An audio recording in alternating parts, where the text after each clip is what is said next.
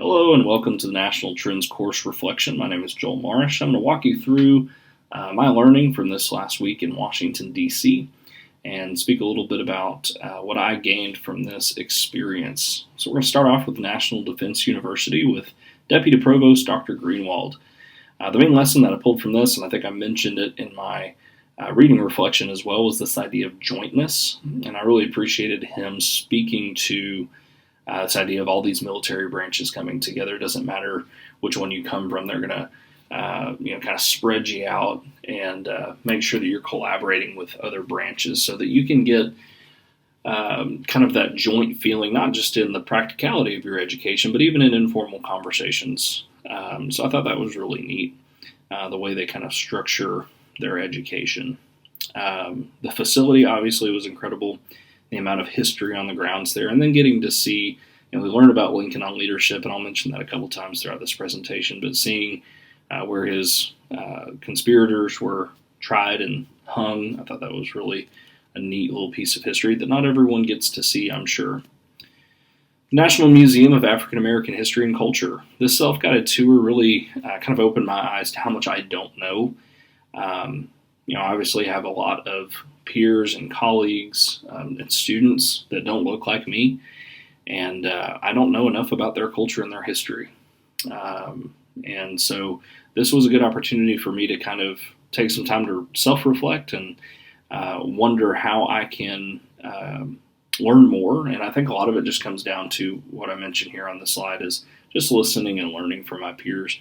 Not jumping to conclusions, but trying to understand why certain decisions are made, why certain reactions might happen, or just trying to be more understanding during conversations, and trying to truly get to the bottom of what that background is doing to influence them, just like mine does for me. The history and culture behind me and my family, and what it does to affect my leadership qualities and the decisions that I make. The Archer Center, getting to meet Dr. Michelle Chin was a pleasure. Getting to hear about her work and understanding how relationships and networking are significant aspects of what the Archer Center does as she places students in these internships. And so that was a great learning experience to see how policy is started, how these ideas generate the idea for a policy to go before representatives and senators, and to get people to sign bills and co-sign bills. And that was just really cool to see that at work, and then to hear the process behind these students creating these presentations. I thought about Senec's why text a lot during those presentations, because it was apparent to me which students nailed down their why and were passionate about what they were presenting, and then others that clearly were not. The American Association of State Colleges and Universities. I'll be honest and say that the three Zoom meetings I had a harder time focusing, but with each one I was still able to pull something from each meeting, and I'll say for this one, getting that local support sounds like it's very crucial, because some of the policies that they'll bring about, may be sensitive topics, and so to understand their base, communication is key, I think, in those conversations that you have built up that trust over time. And what I learned about policy from this particular meeting, that Schoolhouse Rock doesn't necessarily teach you the reality about what happens up on the Hill. And so my perception is that you go in asking for a lot, expecting very little, and kind of hang stuff on the tree, as they were talking about, as the tree gets pushed out the door and kind of gets trimmed up along the way. Learning Policy Institute, I'll just stop right here very quickly and say this picture I love, and I added it in here because that little tag on the left in that picture, do the can't be done. I just love that because I think it represents wholeheartedly our group as we go through this process, doing the can't be done. But the LPI, another group that mentioned extensively the importance of collaboration, working together, communication, relationships, all these things working together for the common good of creating policy and advocacy that's actually going to work, that's going to be effective. And the intern also stuck out to me in this meeting because she mentioned being treated as a colleague and not an intern.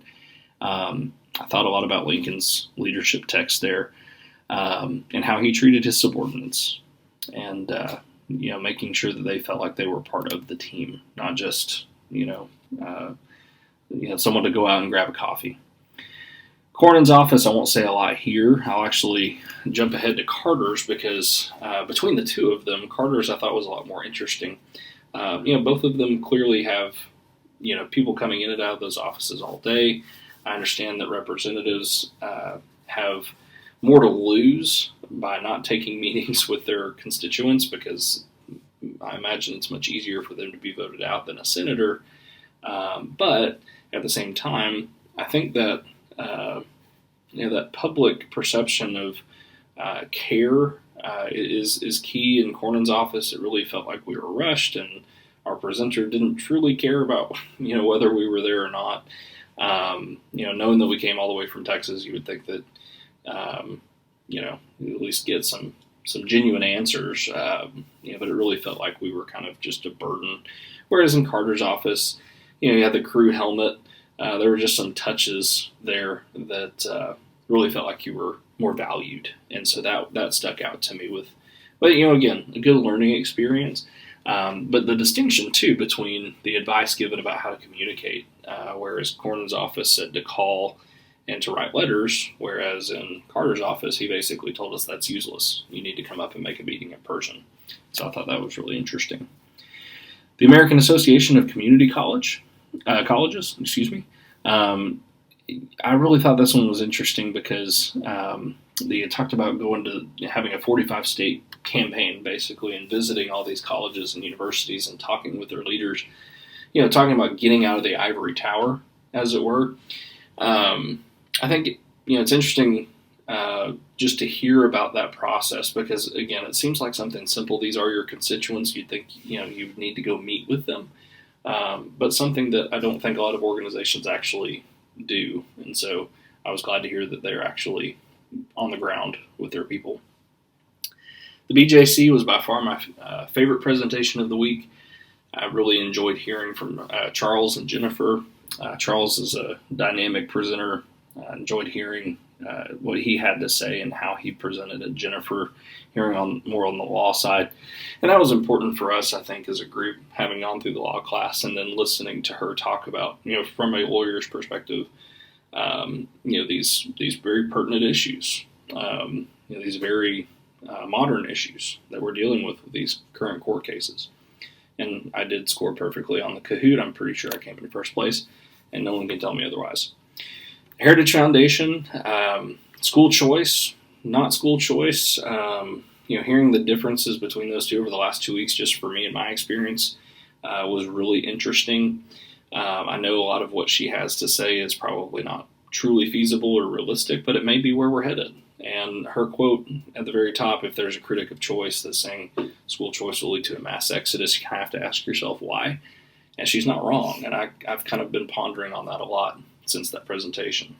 Capitol Tour, won't say much here other than it was a great experience and I'm glad we got to go in person. NCES provided a wonderful experience. Their presenters clearly cared about our group and they wanted to make sure that we understood the resources and how to access all that information. And to know all that data is out there is just such a blessing to have. And I know that it's so much more streamlined than it used to be. And that, I think, is just huge for us. The Kennedy Center, the Blue Man Group, was weird, but it was very good. Enjoyed it. The Department of Education, I really appreciated Ruth Ryder talking about the whole child. She spoke on the initiatives like trying to get students involved in at least one extracurricular activity, and I thought that was critical. Someone that sees that in students as being a real issue. I thought that was really cool that she mentioned that. And the Holocaust Museum finally kind of wrapping up our week. Very humbling experience, and I am left asking that question why. I mean, besides asking that question why, it is kind of one of those opportunities that just leaves you speechless because you don't know how something like this could have possibly happened. So very humbling and heartbreaking experience.